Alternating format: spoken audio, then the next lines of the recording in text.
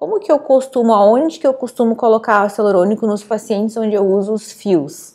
Então, eu vou fazer ressuspensão do terço médio, eu prefiro usar, sim, produtos que também volumizam, mas estimulam colágeno, então eu não uso ácido hialurônico em regiões de terço médio quando eu uso fios, porque eu vou usar os fios e os fios vão estar passando nessa região muito próximo de onde eu quero colocar o produto. Então o ideal é colocar um bioestimulador nessas regiões. E o ácido hialurônico eu elejo quais regiões? Lábio, espinha nasal, fossa canina, região infraorbitária. Então são nessas regiões que eu costumo colocar o ácido hialurônico para não interferir na minha colocação de fios. Então sempre quando o paciente tem uma pitose mais acentuada, principalmente em regiões de sulco, marionete, contorno facial, a gente pode usar demais esse recurso que nós temos hoje, que é o fio, onde eu vou fazer o quê? Verticalizar essa face, puxar de volta aquilo que já caiu. É bem importante explicar para o paciente, sim, que o fio tem uma durabilidade e essa durabilidade está de acordo com o peso também do rosto do paciente e o preparo dessa pele que eu fiz. Então o fio, ele vai, além de suspender aquele tecido que já caiu, que já pitosou, ele também vai fazer o estímulo de colágeno. Então o rosto não vai voltar a ser exatamente como ele era antes.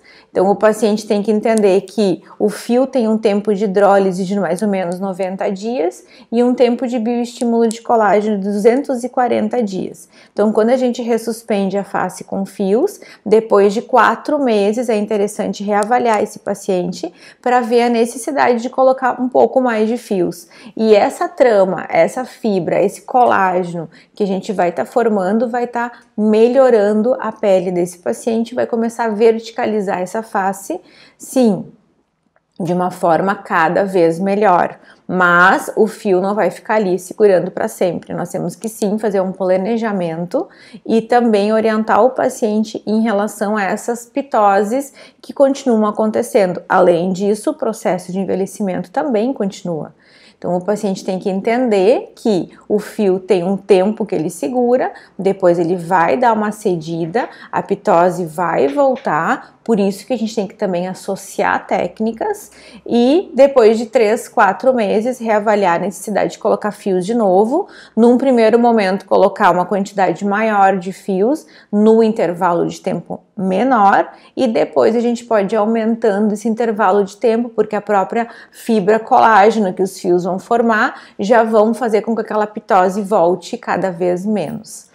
Mas importante sim, o processo de envelhecimento continua, então nós continuamos brigando contra esse processo, então isso sim é um procedimento que tem que ser constantemente refeito por todos esses motivos e por todas essas causas, e a gente sempre tem que ter esse bom senso para poder explicar isso para o paciente de uma forma adequada e que o paciente também entenda e aceite ou não fazer esse procedimento dentro daquilo que nós temos para oferecer para ele.